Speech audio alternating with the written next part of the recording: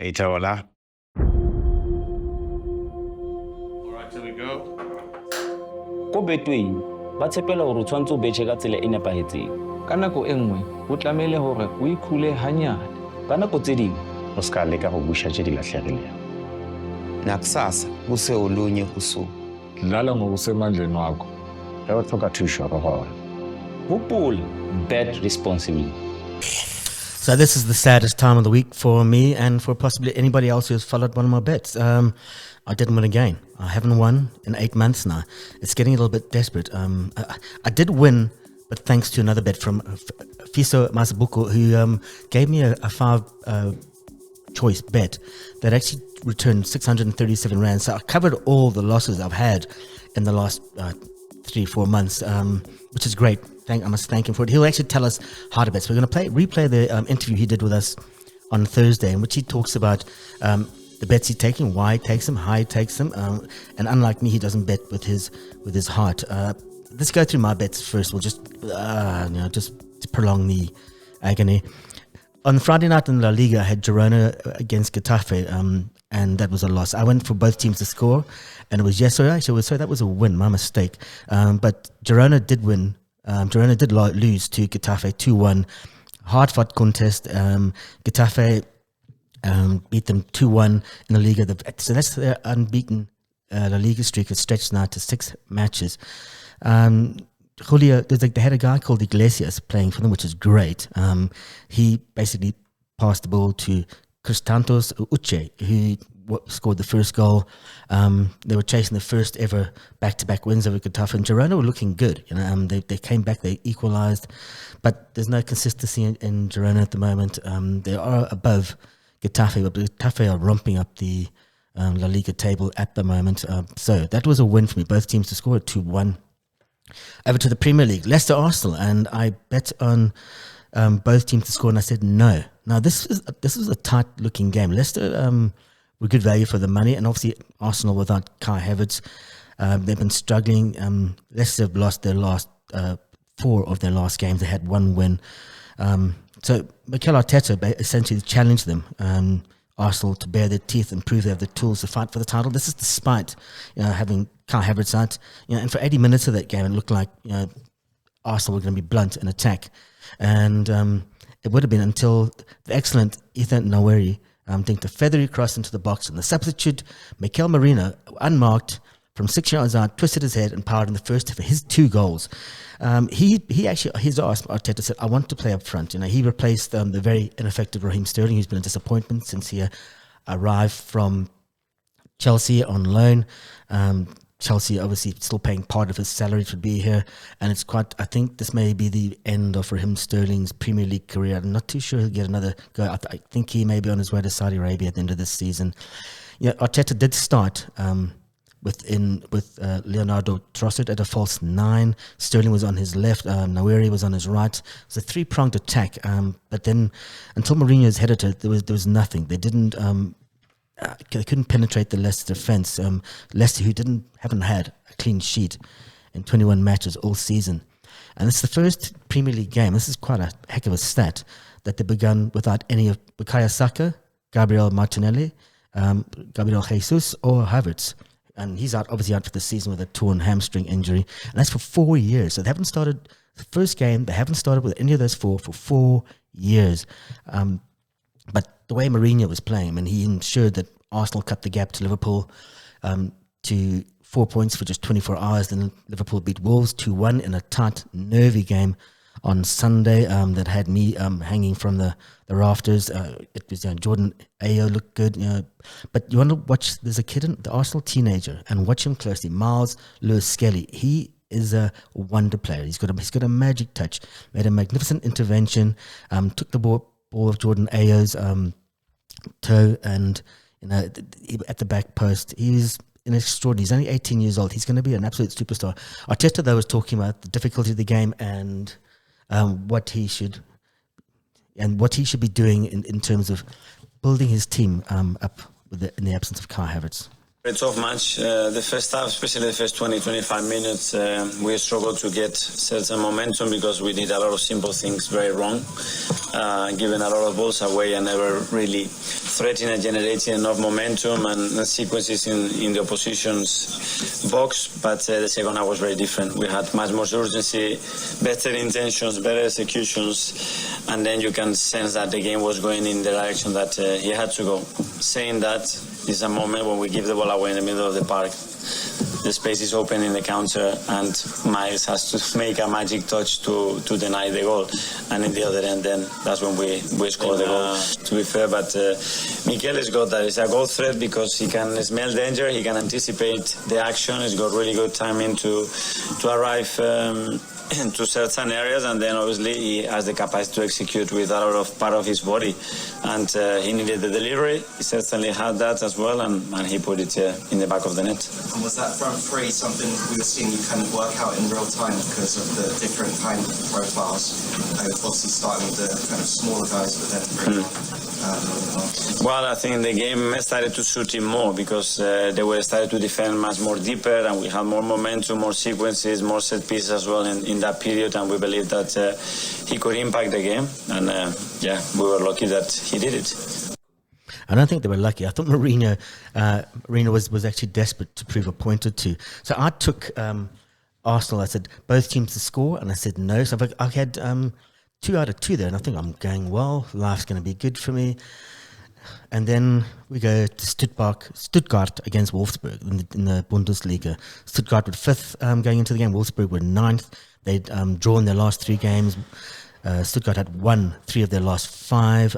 There's 5 points between the two. That's obviously now has been cut to just 2 points because Wolfsburg beat Stuttgart. It was an incredible game. It was a dramatic comeback by Wolfsburg to beat them 2-1 and in the MHP Arena, and it boosts their hopes of securing European football this season. The two teams they needed a dramatic late turnaround to secure the points. The match remained goalless for 70 minutes. So there seems to be a lot of goals that are going into towards the end, which is actually great if you're a fan and a person who is just wanting drama. You just want to see things happen at the last minute. But it's not great if you're a fan who just wants your team to win the league or to keep on fighting to get higher up the table. The deadlock was broken in the 72nd minute. Substitute Nick Voltemade made an immediate impact. He'd been brought in just 2 minutes earlier, along with Justin Deal. He went on an amazing run before he slotted into the corner, and big celebration from the home fans, the Stuttgart fans. So they think, right, big victory within reach. Wolfsburg refused to lie down. They equalised through Thiago Thomas, and then the 85th minute, Joshua Wagnoman was adjudged to have handled the ball in the area following a VAR review. Amora stepped up to take the resulting penalty, converting it to take all 3 points. Wolfsburg, they've moved within 4 points of the top 4, and this was the 6th away win of the campaign for the top flight. Another look, and it's going to be the deflection in. Okay, that's the audio there. But yeah, so that was the audio from the end of the game. Quite dramatic. And the guys, scored his first ever penalty. Amora had never scored a penalty before for in the Bundesliga or for Wolfsburg. So I went with Stuttgart to win that at 1.76. The draw was 4.10. Wolfsburg loss was 4.20. Both teams to score yes at 1.55 and no at 2.40. Not a great result for me. So that was my first loss of the weekend. Then Villa Ipswich, another loss. I went with Villa to beat Ipswich 1.41. The draw was at 5-1, and Ipswich to win was 7-1. So with Rashford now having moved to Aston Villa, and so they're looking for a guy to play, looking for Rashford basically to find the form he had at United, and Rashford is seeing this as a stepping stone to another club. He doesn't see it as a stepping stone to staying with Villa. He will not do it. He'll leave as soon as he can. But Rashford played well. Marco Asensio, who's another new signing for them, he was shining brightly. I mean, he was playing really well. But it was the visiting goalkeeper, Alex Palmer, who stole the show. Had a string of superb saves to earn a 10-match Ipswich a hard-fought point. Liam Delap gave the away side, Ipswich, a shock lead. As Rashford's former schoolmate, and this is quite strange, Axel Tunasby was sent off for 2 bookable offences. Then Ollie Watkins was on hand to equalise with one of his side's many chances. The match could have been very different, but Palmer was signed from West Brom on a loan, basically to bring calm within the post. He almost had a bit of a slips in the first 2 minutes. He hesitated when coming out for a ball that went over the top, which allowed Morgan and Rogers the advantage. Palmer then eventually sprinted out of his box, but the Villa forward knocked the ball past him and it went over. Minimal contact, and he tried to take claim that he'd been knocked over, but it wasn't going to be given at all, not at all. So a good result for Ipswich, a desperately needed one. Where considering where they are in the league, they're still down in 19th, second last. They 16 points. They are so far off relegation safety. It's not funny. So that was a loss for me. And then I went Southampton-Bournemouth. And this is Southampton struggling at the moment to score goals and struggling to win games. But yet I thought that both teams would score in this because both defences are so leaky that they're just... what's the right word for them? It's like a colander. There's no stopping goals. There's no defending. There's no structure there. But there was a bit of fight for them.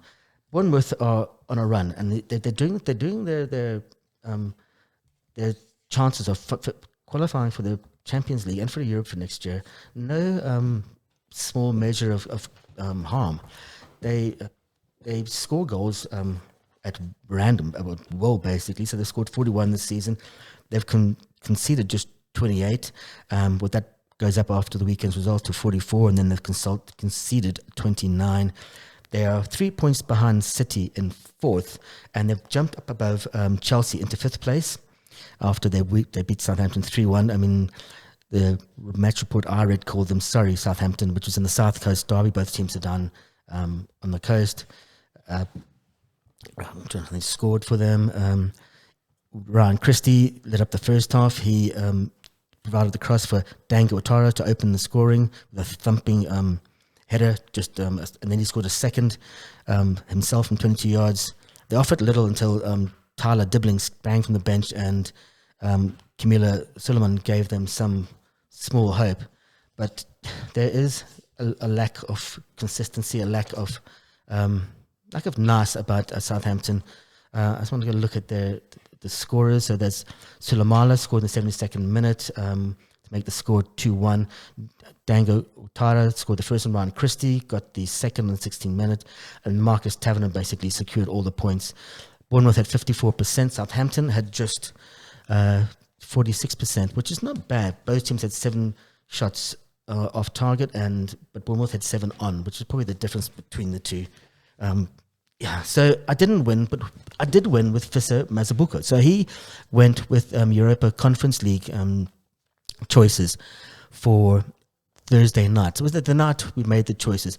And I wake up, because I fall asleep early, wake up to find 636 Rand have been deposited into my Betway account thanks to Fissa Mazabuka. So we're going to replay his interview, and then maybe you can learn from someone who actually knows how to win money. This is Kev's Betway Bets, brought to you by Betway. Listen live and on demand. Welcome to Omni Sport.